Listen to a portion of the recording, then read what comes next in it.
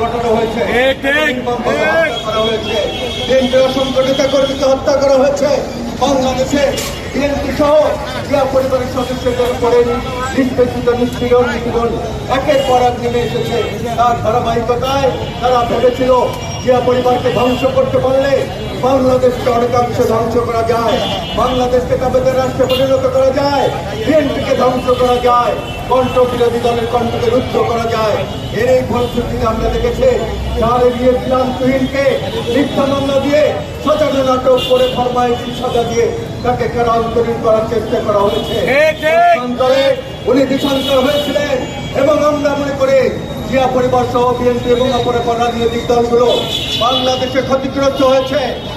আওয়ামী লীগ সরকারের আপনারা লক্ষ্য করবেন যে বিগত 17টি বছর ফ্যাসিস্ট সরকারের বিরুদ্ধে আন্দোলন সংগ্রাম করতে গিয়ে বিএনপি এবং তার অঙ্গ সংগঠনের নেতাকর্মীর নামে অসংখ্য এবং সর্বোচ্চ মামলা হামলা শিকার হয়েছে, জেলের রায় দিয়েছে। আমরা তারই অংশ হিসাবে আজকে ইঞ্জিনিয়ার শাহরুল ইসলাম তুহিনের নামেও একটি মিথ্যা মামলা, তৎকালীন সরকার একটি মিথ্যা মামলা, ভুয়া মামলা দায়ের করে এবং সাজা প্রদান করে। দীর্ঘ 17 বছর দেশের বাইরে দেশান্তরণ ছিল তিনি আইনের প্রতি শ্রদ্ধাশীল হয়ে গত কয়েকদিন আগে উনি কোর্টে আত্মসমর্পণ করে কোর্ট জামিন না দিয়ে তাকে কারাগারে প্রেরণ করেছে।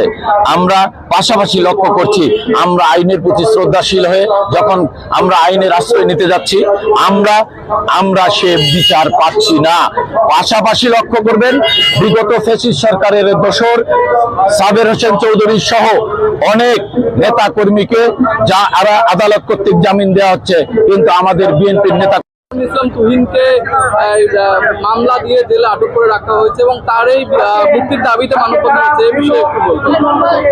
আসলে এটা খুব দুঃখজনক ব্যাপার। 5ই আগস্ট পরবর্তী সময়ে ইঞ্জিনিয়ার তুহিনকে এভাবে আটকে রাখা, এটা সত্যি আমাদের জন্য খুবই বিব্রতকর এবং সত্যি জাতির জন্য লজ্জাজনক। কেননা এটা ফ্যাসিস্ট সরকার আমলের একটি মামলা, যে মামলার কোনো ভিত্তি নাই।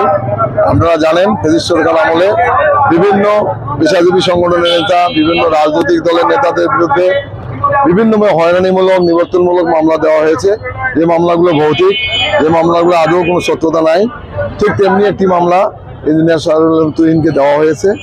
এই মামলায় তাকে কনভিকশন দেওয়া হয়েছে, এটা একটা সাজানো একটা কনভিকশন।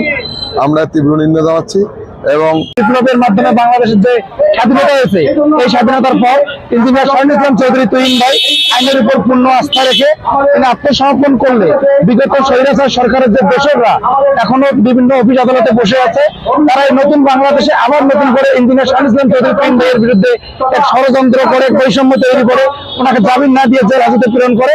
আমরা তীব্র নিন্দা ও প্রতিবাদ জানাই এবং অবিলম্বে আমরা আমাদের প্রাণপ্রিয় নেতা ইঞ্জিনিয়ার শাহরুল ইসলাম চৌধুরী তুহিন ভাইয়ের নিঃশর্ত মুক্তি এবং সকল ফরমায়েশি মামলা প্রত্যাহারের জন্যই আজকের আমাদের এই মানববন্ধন। এবং সেই সাথে আমরা আরো বলতে চাই, আগামী 24 ঘন্টার মধ্যে যদি তুহিন ভাইকে জামিনে মুক্তি দেওয়া না হয় এবং সকল মামলা প্রত্যাহার করা না হয়, তাহলে হয়তো আমরা আরো কঠোর কর্মসূচিতে যেতে বাধ্য হব। আমার নাম হচ্ছে আলিমুল ইসলাম রাসেল, আমি ডিমলা উপজেলা ছাত্র দলের সদস্য সচিব।